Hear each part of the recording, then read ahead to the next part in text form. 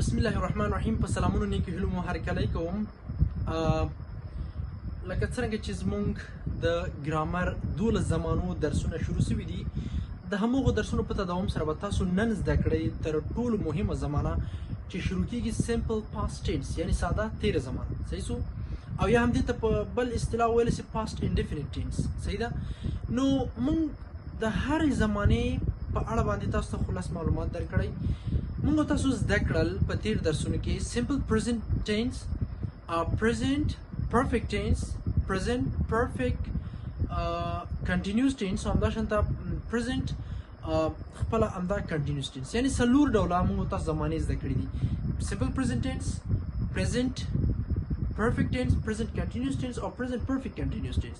نن موږ تاسو بل سیریز شروع کوو چې هغه ده سمپل پاست ټینس، یعنی ساده تیره زمانه. ساده تیره زمانه کومې زمانې ته ویلی شي؟ لومړی تعریف یې باید په پښتو زده کړو. ساده تیره زمانه یو داسې زمانه موږ تاسو ته ښیي چې یو عمل په تیر وخت کې واقع سوی وي او سر ته هم رسېدلی وي، خلاص سوی وي. صحیح ده؟ یعنی کله چې موږ تاسو ټیلینګ سټوري کوو، یعنی معنا داسې کله موږ تاسو یو چاته کیسې کوو، دغه زمانه موږ تاسو ته صرف د کیسو دپاره په درد خوړلی شي. یو چیرې ځې مثلا زه تاته وایم چې زه سهار د کور څخه راووتلم، لاړم بازار ته، څه سودا مې واخیستله، بیا لاړم مثلا ویښتان مې جوړ کړل او بیا راغلم مثلا ډوډۍ مې وخوړه او په اخر کې راغلم کور ته. دا هغه تیر جریانات دي چې زه تاسو ته بیانوم. نو دغه حالت کې موږ تاسو ضرورت پیدا کوو د ساده تیرې زمانې دپاره موږ تاسو ضرورت پیدا کوو. او د ساده تیرې زمانه یو ډېر اسانه فرمول موږ تاسو لرو. صرف او صرف موږ تاسو ته یو فرمول مهم ده چې زده کړو، او بل موږ تاسو پیژندنه دی، هرې زمانې پیژندنه زده کوئ. کله چې تاسو یو جملې ته وګورئ باید پوه شئ چې په دې کې کوم خصوصیات شته چې باید تاسو پوه شئ دا تیره زمانه ده. لومړی خو باید موږ تاسو دا زده کړو چې ساده تیره زمانه یو غټ مثال موږ تاسو ته لرو. لکه څنګه که تاسو فکر کړی وي، موږ تاسو لرو پرزنت پرفیکټ ټینس او یو پاست ټینس لرو. د دې دواړو ترمنځ که تاسو فکر کړی تر اوسه پورې ډېر خلک نه پوهېږي په دې باندې چې د دې دواړو ترمنځ تفاوت څه کې ده. تفاوت لري، خو اما په اصطلاح باید ووایم چې دا دواړه لکه خور ورور په شان دي. یعنې تفاوت یې نشته. څنګه په پرزنت پرفیکټ ټینس کې موږ تاسو وایو یو داسې عمل موږ تاسو ته ښیي چې موږ تاسو هغه کار یعنی ترسره کړی وي. مثلا زه وایم تا ته چې ما ډوډۍ خوړلې ده. صحیح ده؟ ما ډوډۍ خوړلې ده. یا مثلا زه وایم ما مثلا جامې وینځلې دي. صحیح سو؟ یا ما مطالعه کړې ده. صحیح ده؟ او یو موږ تاسو پاست ټینس لرو چې پاست ټینس کې هم همداسې ده. مثلا ته وایې چې ما مطالعه کړې ده، دلته هم همداسې ده چې ما مطالعه کړې ده. صحیح ده؟ خو دلته یو څه تر ټولو مهم دی پکې. زه مثلا یو مثال ته لرم د پرزنت پرفیکټ ټینس لپاره، یعنی ساده کامله زمانه چې یو عمل پکې ترسره شوی. یو مثال زه تاسو ته لرم. مثلا زه وایم که نه په پرفیکټ ټینس کې موږ تاسو لرو هاف. صحیح سو؟ هاف به موږ تاسو کارو، او بل به څه لرو چې د ورب فعل به دریم حالت کارو. نو زه مثلا وایم I have played. صحیح ده؟ ګورئ ورته مثال ته I have played cricket.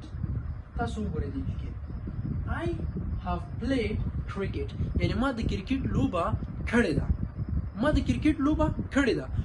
او بل موږ تاسو که چیرې په پاست ټینس کې واړو، په پاست ټینس کې موږ تاسو وایو I دغه پلی دریم حالت چې د پلیډ. صحیح ده؟ ګورئ ورته I played cricket. تاسو اوس فکر وکړئ چې په دې ځای کې څومره تفاوت تاسو وینئ. I have played cricket، ما د کرکټ لوبه کړې ده. I played cricket، ما د کرکټ لوبه کړې ده. فرق یې دلته دا ده I have played cricket یعنی ما د کرکټ لوبه کړې ده، زه نور د کرکټ لوبه نه کوم. صحیح سو؟ یا په بل اصطلاح ما ډوډۍ خوړلې ده، زه نوره ډوډۍ نه خورم. صحیح سو؟ یا هم ما منډه وهلې ده، زه نوره منډه نه وهم. صحیح سو؟ یو ملګری ته راځي، تا ته وایي چې راځه احمد راځه چې کرکټ لوبه وکړو. ته ورته وایې نه ما د کرکټ لوبه کړې ده، زه نوره لوبه نه کوم. یعنی مطلب دی چې دا ده چې ما د کرکټ لوبه کړې ده، تکمیل کړې مې ده، زه نوره لوبه نه کوم. اما دې ځای کې I played cricket دا معنا ورکوي چې ما د کرکټ لوبه وکړه. صحیح سو؟ دې ځای کې بیا دا لیوالتیا لري چې زه به نور د کرکټ لوبه نه کوم یا به څه حساب. فقط دلته دا ده چې ما د کرکټ لوبه کړې ده، یعنی وکړله. صحیح سو؟ تېر شو. اما دلته که ته وایې ما د کرکټ لوبه وکړله او نوره د کرکټ لوبه نه کوم. صحیح سو؟ انشاءالله پې پوه شوي وئ. فقط په پرفیکټ ټینس کې هاف او د ورب دریم حالت ده. اما په دې ځای کې موږ تاسو یو ساده فرمول لرو. په دې به انشاءالله پوه شئ. سمپل پاست ټینس یو ساده فرمول لري چې هغه د سبجیکټ او همداشانته verb to دویم حالت د فعل هر فعل چې دویم حالت دی او ورسره به کمپلیمنٹ یا هم آبجیکټ چې اخري جمله تکمیل کیږي ورسره سبجیکٹ فاعل سو verb to دویم حالت د فعل او کمپلیمنٹ سے تکمیل کیږي بیا په نیگیټیو جمله کې به تاسو ل did not څخه کار اخلي ستاسو بیا ما تاسو ته سم اسانه پیژندګلوي کړې ده پیژندنه به د دې زمانه څنګه کوي تاسو به د دې زمانه څنګه پیژندنه کوي کله چې تاسو یو جملې ته وګورئ په هغه کې دویم حالت د فعل کارول شوی وي دویم حالت دویم حالت د فعل او یا هم ورسره did او یا did not کارول شوی وي کوم did یا did not کارول شوی وي did یا did not یعنی زموږ همدا هدف ده چې کله موږ تاسو غواړو سمپل پاست ټینس وپیژنو هغه کې به دوه خصوصیات موجود وي که چیرې په منفي جملو کې وي منفي جملو کې باید له did یا هم did not نه کار اخیستل شوی وي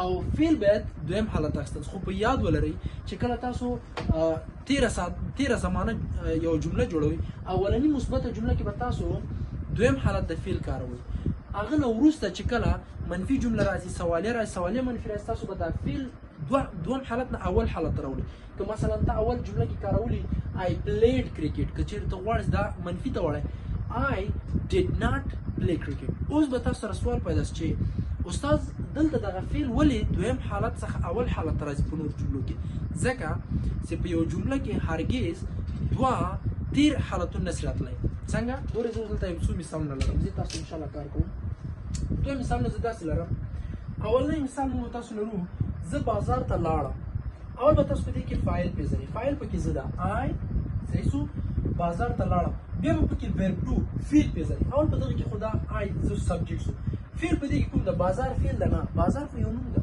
صحیح شو ته خو یو په اصطلاح سره اضافي هغه کوم دویم څه ده خو لاړم فعل ده نو چې وایم I کا لاړم فعل د چې په انګلیش کې go وای اما ته موږ تاسو دویم حالت د فعل لرو دویم حالت ته موږ تاسو لرو went I went to city يعني I went to city زلاړم ښار ته یا I went to the city ښار دام د I went to the city زه ښار ته لاړم صحیح شو زه ښار ته لاړم که چیرې زه وغواړم مثلا دغه منفي ته واړو نو زه به چیرې کوم I به خپله لیکم دلته به did کاروم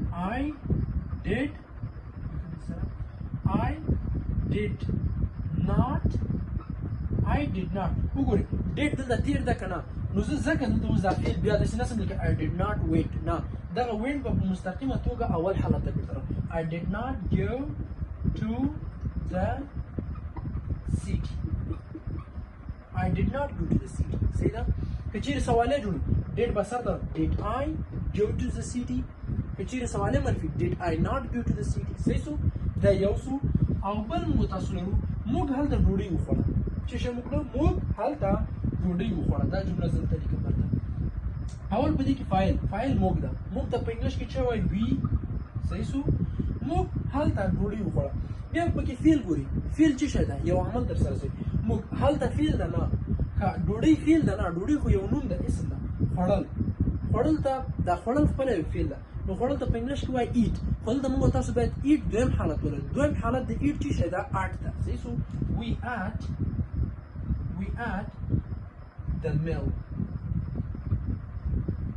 یعنی موږ هلته غذا وخوړه یا موږ غذا وخوړه کله زه غواړم دا تیر منفي واړو نو بیا به څه وایم we صحیح شو we did not که مو فکر کړی وي we did not did تیر حالت راځي دغه اولنی فعل به بیرته سي دویم حالت ته تلل دا بیرته مو تاسو اول حالت ته راوړي we did not eat the meal یعنی موږ غذا ونه خوړله صحیح شو که چیرې سوالیه کېږي did we eat the meal که چیرې سوالیه من did we not eat the meal صحیح شو نو ډېر اسانه ده فقط تاسو به په سمپل پاست ټینس کې دا ځای که چیرې تاسو نه څوک پوښتنه کوي سمپل پاست ټینس څه رقم زمانه ته ورته سمپل پاست ټینس یو داسې زمانه ده چې موږ ته تېرې خبرې تیری کیسې یو چاته موږ تاسو د ژوند په اړه کیسې کوو فقط موږ تاسو ته که چیرې چاته کیسې کوو دغه زمانه خپله سمپل پاست ټینس تیر واقعیتونه به بیا که چیرې تاسو څوک وایي د دې فورمول څه ده ته به ورته وایي سبجیکټ verb to complement یعنی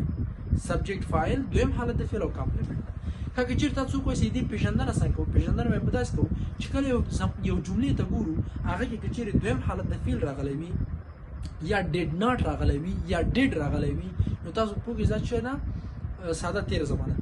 دریم شارټ کټ دا ده چې په ساده تیره زمانه اولنۍ مثبته جمله کې موږ تاسو دویم حالت د فعل کارو په منفي ټول درته وخه منفي سوالیه منفي دي ټولو کې فعل بیرته اول حالت ته راوځي صحیح سو د بل پیژندل سوال نو ان شاء الله سیمور دا سند کې پاتې یو له پریزنت پرفیکټ ټینس سره دا تفاوت ده چې په پریزنت پرفیکټ ټینس کې موږ تاسو مثلا لرو I have played cricket صحیح سو یعنی ما د کرکټ لوبه وکړله او زه د کرکټ لوبه نور نه کوم صحیح سو یا مثال زه دا اوس درته کنه ما د انګلیسي درس ورکړ کله چې لمانه څوک پښتنه کې راسه د انګلیسي درس ورکړ زه چې ما د انګلیسي درس ورکړ زه نور درس نه ورکوم صحیح سو دا به په پریزنت پرفیکټ ټینس کې راځي اما که چیرې تیر زمان راځي کنه نو بیا به داسې وي چې مثلا I played cricket ما د کرکټ لوبه وکړله صحیح سو بیا په دې کې موږ تاسو نه سم نور نه کوم د کرکټ لوبه ان شاء الله چې پرې پوه شئ فقط د پریزنت پرفیکټ ټینس او پاست ټینس ترمنځ ډېر کم داسې تفاوت شته ده نو په دې هیله چې اوس مو زده کړي وي ذاتمن لاندې ډسکرپشن کې تاسو ته نور د دغه ویډیوګانو په مربوط چې کوم د ګرامر برخې راځي دا تاسو ته لاندې لینک یې پرېږدم په دې هیله چې لاړ شئ ما پلی لیسټ هم ټول وګورئ او فقط زموږ د حمایت لپاره کافي ده چې همدا چینل در سره سبسکرایب کړئ د نورو ویډیوګانو په تمه اوسئ تر بیا ښې چارې